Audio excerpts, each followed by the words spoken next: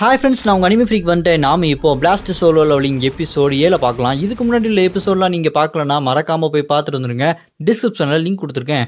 சரி வாங்க நம்ம இந்த எபிசோடுக்குள்ளே போகலாம். அதுக்கு முன்னாடி போன எபிசோட் கடைசியில் நம்ம ஹீரோ மானாவை அதிகரிக்கிற அந்த போர்ஷன் எப்படியாச்சும் உருவாக்கணும்னு சொல்லிட்டு லீன்ற அந்த ஆல்கெமிஸ்ட்டை தேடி போயிருப்பாங்க. அவன் சின்ன பையனாக இருப்பான், ஒருத்தட்ட அடி வாங்கிட்டு இருப்பான். அவனை போய் நம்ம ஹீரோ காப்பாற்ற அந்த தடிமாடை அடித்து அவன் மூஞ்செல்லாம் கொலை போட்டு கடைசியில் அவனுக்கு ஹீலிங்லாம் கொடுத்து நம்ம ஹீரோ சரி பண்ணிடுவார்.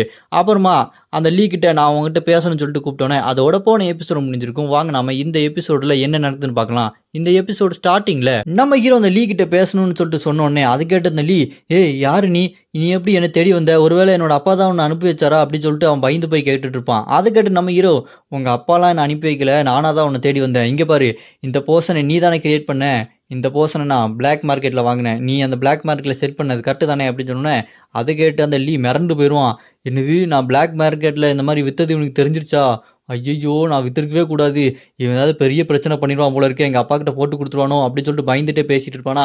உடனே நம்ம ஹீரோ அந்த லீ கிட்ட, டே லீ பயப்படாதடா, நான் உன்னோட ஃப்ரெண்டு மாதிரி தான், நான் முக்கியமான வேற ஒரு விஷயத்த பேசணும் தான் வந்திருக்கேன், உங்கள் அப்பாலாம் என்ன அனுப்பலை, இந்தா நீ இந்த பிளாக் மார்க்கெட்டில் விற்ற இந்த போர்ஷனையை வச்சுக்கோ அப்படின்னு நம்ம ஹீரோ அந்த லீ கிட்ட கொடுத்தோன்னே அப்போ தான் அந்த லீக்கு அப்படி நிம்மதியாக பெருமிச்சு விடுவான். அப்படின்னா அப்பா அனுப்பலையா, நீ தான் என்னை தேடி வந்திருக்கியா, சரி வா நம்ம வீட்டுக்கு போய் பொறுமையாக பேசலாம் அப்படின்னு லீ அவனோட வீட்டுக்கு கூட்டு போவான். நம்ம ஹீரோவை வீட்டுக்கு கூட்டு போனதுக்கப்புறம் நம்ம ஹீரோ அவங்ககிட்ட, சரி நான் இப்போ எதுக்காக வந்திருக்கேன் தெரியுமா, எனக்கு அந்த மானா பவர், அதாவது மேஜிக் மானாவை அதிகரிக்கிற அந்த போர்ஷனை கிரியேட் பண்ணி கொடுக்கணும் அப்படி சொன்னோன்னே அது கேட்ட அந்த லீ, என்னது அதெல்லாம் கிரியேட் பண்ண முடியாதுங்க, அது எந்த அளவுக்கு ரொம்ப கஷ்டமான விஷயம் தெரியுமா, நீங்கள் பாட்டுக்கு அசால்ட்டாக சொல்கிறீங்க அப்படின்னு சொன்னோன்னே அது கேட்டு நம்ம ஹீரோ, உன்னால் முடியும்டா, நீ ட்ரை பண்ணு, ஏன்னா நீ ஒரு கெமிஸ்ட், உன்னால் முடியாதுன்னா வேறு யாராலையும் முடியாது, நீ அந்தளவுக்கு ரொம்ப தகுதியானவன் தான் அப்படின்னு சொல்லிட்டு நம்ம ஹீரோ அவனை உற்சாகப்படுத்துவான். உடனே அவன் கொஞ்சம் வருஷம் கழித்து கண்டுபிடிக்கிற அந்த இன்க்ரீடியன்ட் எல்லாத்தையுமே இப்போ அவன் ஒன்று ஒன்றா சொல்ல ஆரம்பிப்பான். அதை கேட்டு நம்ம ஹீரோ, இவனுக்கு என்ன தான் வயசு கம்மியாக இருந்தாலுமே இவனால் இப்போவுமே அந்த இன்க்ரீடியன்ட் என்னன்னு சொல்லிட்டு கரெக்டாக சொல்ல முடியுது, இவன் ரொம்பவே அறிவாளியாக இருக்கான் அப்படின்னு நம்ம ஹீரோ அவனை பார்த்து மிரண்டு போயிட்டு இருப்பான். அப்போ நம்ம ஹீரோ, டேய் நான் உனக்கு எல்லாமே ப்ரொடியூஸ் பண்ணுறேன், காசு கொடுக்குறேன், நீ கொஞ்சம் ரெடி பண்ணு அப்படி சொன்னாலுமே அது கேட்டு அவன், ஃபெயில் ஆயிடுச்சுன்னு என்னங்க பண்ணுறது, என்னால் உருவாக்க முடியலன்னா அப்படின்னு சொல்லிட்டு கேட்பான். அது கேட்டு நம்ம ஹீரோ, ஃபெயில் ஆனால் ஆகட்டும், நான் உன்னோட ஃப்ரெண்டு மாதிரி தான், அதை பற்றி கவலைப்படாத, நம்ம சக்ஸஸும் ஆகலாம் ஃபெயில் ஆகலாம், அதை பற்றி நம்ம யோசிக்கக்கூடாது அப்படின்னு நம்ம ஹீரோ அவங்ககிட்ட ரொம்ப பாசமாக பேசுவான். அதை கேட்ட அந்த லீக்கு, இவன் இவ்வளோ நல்லவனாக இருக்கானே அப்படின்னு சொல்லிட்டு நம்ம ஹீரோ மேலே ஒரு நல்ல எண்ணம் அவனுக்கு வந்துடும். அப்புறம் நம்ம ஹீரோ அவங்ககிட்ட ரொம்ப பாசமாக பேசுனதை யோசிச்சு பார்த்துட்டு அவன் கேட்ட அந்த மருந்தை நான் எப்படியாச்சும் உருவாக்கியே கொடுக்கணும் அப்படின்னு சொல்லிட்டு அவன் அதை ரெடி பண்ண ரெடியாக இருப்பான். அப்படியே கட்டினா இந்த பக்கம் நம்ம ஹீரோ லோட்டஸ் கில்டில் எஸ்ராக் ஹண்டர் கூட ட்ரைனிங் பண்ண ஆரம்பிப்பான். ரெண்டு பேரும் மாறி மாறி சண்டை போட்டுக்கிட்டே இருப்பாங்க. அவங்களோட ப்ளூ கலர் யாரவை யூஸ் பண்ணி அட்டாக் பண்ண ஆரம்பிப்பாங்க.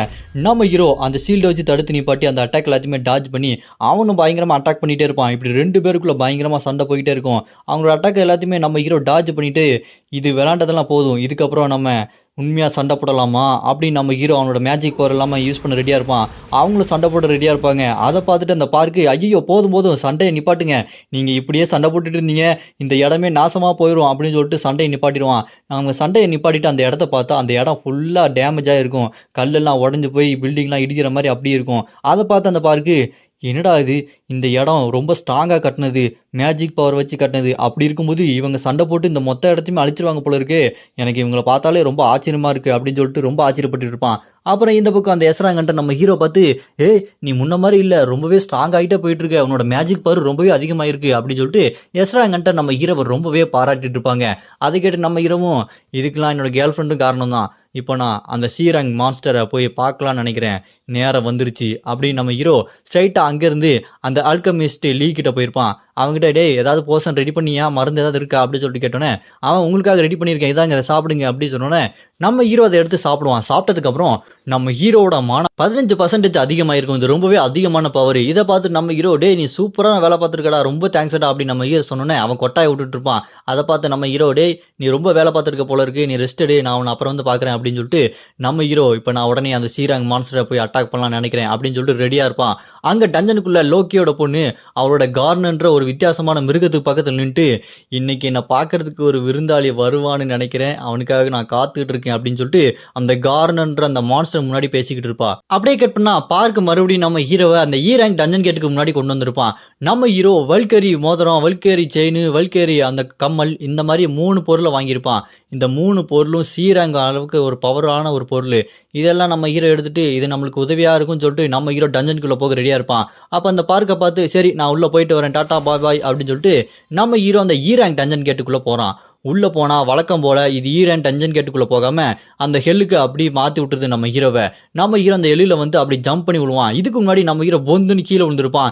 இப்ப செம மாசா கெத்தா வந்து நின்றுட்டு இருப்பான். அப்படி நின்றுட்டு இந்த இடத்த பார்க்கும்போது பரவாயில்ல, இந்த இடத்த நான் இப்ப பார்க்கும்போது முன்னாடி இருக்கிறத விட ரொம்ப தெளிவாவே எல்லாமே தெரியுது அப்படின்னு நம்ம ஹீரோ பார்த்துட்டு இருக்கும்போது சட்டார்னு பார்த்தா பின்னாடி இருந்து மறுபடியும் அந்த எலும்பு கூட மண்டை அம்ப விடுவான். நம்ம ஹீரோ மேஜிக் சீல் அப்படி தடுத்து நிப்பாட்டிடுவான். நிப்பாட்டிட்டு எஸ்ராங் ஹண்டர் சொன்னது எல்லாத்தையுமே யோசிச்சு பார்த்துட்டு அவங்க மோட்டிவேஷன் ஸ்பீச் கொடுத்துருப்பாங்க. இது எனக்கு போதும் அப்படின்னு சொல்லிட்டு செம வேகமா ஓடி போவான். வேகமா ஓடி போய் அங்க இருக்க அந்த எலும்பு கூட மண்டையை அடிச்சு சும்மா நாக் அவுட் பண்ணுவான் பாருங்க. அதை பார்த்து அங்க இருக்க மற்ற மான்ஸ்டர்லாம் வாயை பொழந்து பார்த்துட்டு இருப்பான். என்னடா அவன் போன தடவை வீக்கா இருந்தா இந்த தடவை ஸ்ட்ராங்கா இருக்கானே சொல்லிட்டு பயந்து போய் பார்த்துட்டு இருப்பாங்க. இப்ப நம்ம ஹீரோ முன்னாடி இருந்ததை விட ரொம்பவே ஸ்ட்ராங் ஆயிட்டான். உடனே அங்க இருக்க மற்ற மான்ஸ்டர் அந்த பறந்துட்டு இருக்க அந்த ஆவி மாதிரி இருக்கிறது எல்லாத்தையுமே அடிச்சு துவம்சம் பண்ணிடுறான். நம்ம ஹீரோ எல்லாத்தையுமே போட்டு தள்ளிடுறான். அதுவும் எஸ்ராங் ஹண்டர் அவங்க சொன்ன அந்த மோட்டிவேஷனை வச்சு நம்ம ஹீரோ எல்லாத்தையுமே எப்படி சண்டை போடணும், லாங்ல எப்படி சண்டை போடணும், கிட்ட எப்போ போகணும் அப்படின்னு சொல்லிட்டு கரெக்டா புரிஞ்சு வச்சு சண்டை போட்டுட்டு இருப்பான்.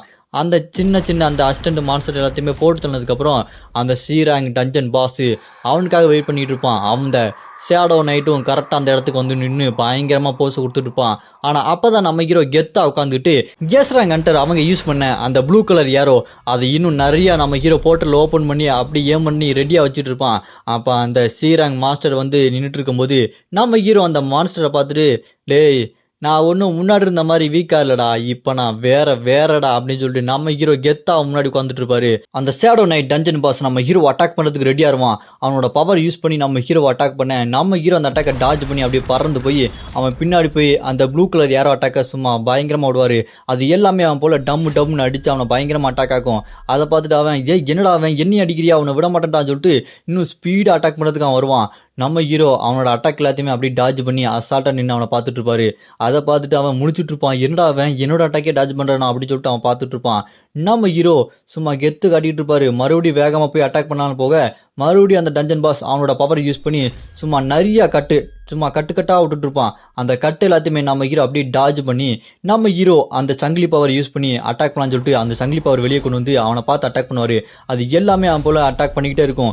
நம்ம ஹீரோ விட்டாமல் அந்த சங்கிலியை வச்சு அட்டாக் பண்ணிக்கிட்டே இருப்பார். அதை பார்த்து அதை எப்படி டாஜ் பண்ணுறது தெரியாமல் முடிச்சுட்டு இருப்பான். அந்த சங்கிலியை வச்சு நம்ம ஹீரோ அப்படி இருக்க பிடிச்சி அவ்வளோதான் உன் கதை இதோட முடிஞ்சுது அப்படின்னு அந்த சங்கிலியை வச்சு இருக்க பிடிச்சிட்டு அந்த ப்ளூ கலர் ஏரெல்லாம் கொண்டு வந்து ஸ்ட்ரைட்டாக அவனை அட்டாக் பண்ண வைப்பார் பாருங்க. அது எல்லாம் வந்து அவனோட மூஞ்சிலேயே வந்து அடிச்சு அவனோட ரத்தம்லாம் தெரிக்கும்.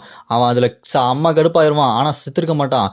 சாகாம டேய் நீ என்ன ரொம்ப கோவப்படுத்திட்ட அப்படின்னு அவனோட ஃபுல் பவரை வெளியே கொண்டு வந்து பயங்கர கோவத்தில் கத்திட்டு இருப்பான். சிஸ்டம்லாம் பாப்பாகி இப்போ அவன் ரொம்ப கோவமாயிட்டான். அவனோட ஃபுல் பவர் யூஸ் பண்ண போறான் அப்படின்னு சொல்லிட்டு நம்ம ஹீரோக்கு வார்னிங் கொடுத்துட்டு இருக்கோம். அதெல்லாம் பார்த்து நம்ம ஹீரோ ஓ அப்படியா அப்படின்னு சொல்லிட்டு இருக்கும்போது அவனோட அந்த ஃபியர் மேஜிக் யூஸ் பண்ணி நம்ம ஹீரோவை அசைய முடியாத மாதிரி பண்ணிடுவான். நம்ம ஹீரோ பின்னாடி அவனோட அந்த மானா பவர் நம்ம ஹீரோவை அசைய விட முடியாத மாதிரி அப்படி பயத்தில் உரைய வச்சுட்டு இருக்கோம். நம்ம ஹீரோவால் என்னது என்ன ஏதோ ஒரு மரணம் பிடிச்சி வச்சிருக்க மாதிரி இருக்குது அப்படின்னு சொல்லிட்டு அசையாமல் நின்றுட்டு இருப்பான். இப்போ என்ன பண்ணுறது, ஏதாச்சும் ஒன்று பண்ணணுமே அப்படின்னு சொல்லிட்டு நம்ம ஹீரோ கத்திட்டு இருக்கும்போது அந்த சீராங் மான்ஸ்டர் அந்த ஷேடோ நைட் நம்ம ஹீரோவை அட்டாக் பண்ண வருவான் அப்படின்னு சொல்லிட்டு பார்த்துட்டு இருக்கும்போது அவன் நம்ம ஹீரோக்கு பயந்து அங்கேருந்து தெரிச்சு ஓடிட்டு இருப்பான். நம்ம ஹீரோ அசைய முடியாமல் நின்றுட்டு இருந்தவன் அந்த மேஜிக் பவர் மானாவை அடித்து துவம்சம் பண்ணிட்டு அந்த ஓடிட்டு இருக்கவன மான்ஸ்டரை எங்கடா ஓடுற, என்னமோ போன தடவை நான் அடித்து கொல்ல பார்த்தேன், இப்போ எனக்கு பயந்து ஓடுறியா அப்படின்னு சொல்லிட்டு நம்ம ஹீரோ மேஜிக் பவர் யூஸ் பண்ணி அடிப்பார். அது பறந்து போய் அவன் மேலே பட்டு அவனுக்கு காயமாகிட்டே இருக்கும். அதை பார்த்து அவன் ஏய் எங்கே போயிட்டு இருக்க அப்படின்னு சொல்லும்போது அப்போ தான் நம்ம ஹீரோக்கு ஸ்க்ரீன் பாப் ஆகிட்டு இருக்கும். 8 நிமிஷத்துக்குள்ளே நீங்கள் இவனை கொல்லலை அப்படின்னா உங்களுக்கு சாவு நிச்சயம், நீங்கள் இம்மீடியட்டாக செத்துருவீங்க அப்படின்னு சொல்லிட்டு ஸ்க்ரீன் பாப் ஆகிட்டு இருக்கும். அதை தெரிஞ்சுக்கிட்டு தான் எப்படியாச்சும் தப்பிச்சு போடி டைமை வேஸ்ட் பண்ணி இவனை கொண்டுலான்னு சொல்லிட்டு அந்த மான்ஸ்டர் ட்ரை பண்ணிட்டு இருக்குது. அதை பார்த்து நம்ம ஹீரோ டேய் டைமை வேஸ்ட் பண்ணி என்னை கொள்ளலான்னு பார்க்குறியா, அவனை விட மாட்டேன்டா அப்படின்னு சொல்லிட்டு நம்ம ஹீரோ அவனை வேகமாக துரத்திட்டு போயிட்டு கொள்ளலாம் பார்ப்பாரு. அப்படி வேகமாக துரத்திட்டு போனதுக்கப்புறம் அவனோட ஒரு மேஜிக் பவர் யூஸ் பண்ணி நம்ம ஹீரோவை மூச்சு விடாத மாதிரி அப்படி பிடிச்சி வச்சிருவான். நம்ம ஹீரோக்கு தொண்டையெல்லாம் அடைக்கும். என்ன ஆகுதுன்னு தெரியலையே, என்னால் ஏன் மூச்சு விட முடியல அப்படின்னு சொல்லிட்டு நம்ம ஹீரோ வாயிலிருந்து ஒரு மாதிரி ரத்தம் மாதிரி கக்கிட்டு இருப்பாரு. அப்போ நம்ம ஹீரோ டப்புன்னு எந்திரிச்சு நிப்பாட்டி நான் எப்படியாச்சும் உன்னை கொன்னே திருவண்டா அப்படின்னு நம்ம ஹீரோ அவனுக்கு நேருக்கு நேரம் நின்றுப்பாரு. அப்போ நம்ம ஹீரோ உடனே ஆக்டிவேட்டிங் விண்ட் பூஸ்ட் அப்படின்னு சொல்லிட்டு நம்ம ஹீரோ அந்த பவர் யூஸ் பண்ணி செம்ம வேகமாக போய் அடிக்க பார்ப்பாரு. அந்த விண்டு மூலமாக அந்த இடத்த ஃபுல்லாக பனியாக வரும். அந்த பனி வந்து அவனை அசைய முடியாத மாதிரி பிடிச்சி வச்சோன்னே நம்ம ஹீரோ நான் இப்போ உடனே என்னோட ஃப்ளாஷ் பாமை யூஸ் பண்ண போகிறேன் அப்படின்னு ஃப்ளாஷ் பாம் அப்படின்னு சொல்லிட்டு ஸ்ட்ரைட்டாக மேலேருந்து ஒரு பயங்கரமான அட்டாக் வரும். அது மட்டும் இல்லாமல் அந்த ஃபயர் சங்கிலி பவர் இதை வச்சு அவனை அப்படி பிடிச்சி வச்சுட்டு அசையாத மாதிரி பண்ணிடுவார். அப்படியே ஜம்ப் பண்ணி டேய் இதுதான் என்னோட ஃபைனல் அட்டாக் அப்படின்னு மேலே போய் நின்றுட்டு இப்போ நீ சாக போறடா அப்படின்னு அந்த சாக்ரிஃபைஸ் ஸ்கில்ல யூஸ் பண்ணலாம் சொல்லிட்டு ட்ரை பண்ணிட்டு இருக்கும்போது அந்த சீராங் டஞ்சன் மான்ஸ்டர் அவனோட அந்த அடியாட்கள் அந்த மற்ற மான்ஸ்டர் எல்லாம் வர வைப்பான். அவங்கெல்லாம் எந்திரிச்சு வரலாம்னு சொல்லிட்டு ரெடியா இருக்கும்போது அதெல்லாம் பார்த்து நம்ம ஹீரோ டேய் நீங்களாம் ரொம்ப லேட்டா வந்துட்டு இருக்கீங்களா, அவ்வளவுதான் உங்க பாஸோட கதை இதோட முடிய போகுது அப்படின்னு நம்ம ஹீரோ உடனே அந்த சாக்ரிஃபைஸ் ஸ்கில்ல அப்படி யூஸ் பண்ணுவார் பாருங்க. அங்க மேல இருந்து பயங்கரமான அட்டாக்கு. இந்த சாக்ரிஃபைஸ் ஸ்கில் இப்போ ஒரு காம்பேக்ட் மோடுக்கு மாறிடுச்சு. அதனால இங்க இருக்க மான்ஸ்டர் அட்டாக் பண்றதுக்கு வானத்துல இருந்து நிறைய பவர் வந்துகிட்டே இருக்கும். வந்து அங்க இருக்க எல்லாத்தையுமே அடிச்சு நொறுக்கும். எல்லாமே செத்துரும். இன்க்ளூடு அந்த சீராங் டஞ்சன் பாஸ் ஷேடோ நைட் அவனும் செத்துறான். பாஸ நம்ம ஹீரோ தோக்கடிச்சனால நம்ம ஹீரோ பாக்குறதுக்கு லோக்கியோட பொண்ணே அந்த இடத்துக்கு வரா. இதோட இந்த எபிசோடு இங்க முடியுது. அடுத்த எபிசோட நான் ஆல்ரெடி அப்லோட் பண்ணிட்டேன். டிஸ்கிரிப்ஷன்ல லிங்க் கொடுத்துருக்கேன், மறக்காம போய் பாத்துருங்க. இந்த வீடியோ பிடிச்சா மறக்காம லைக் பண்ணி சப்போர்ட் பண்ணுங்க.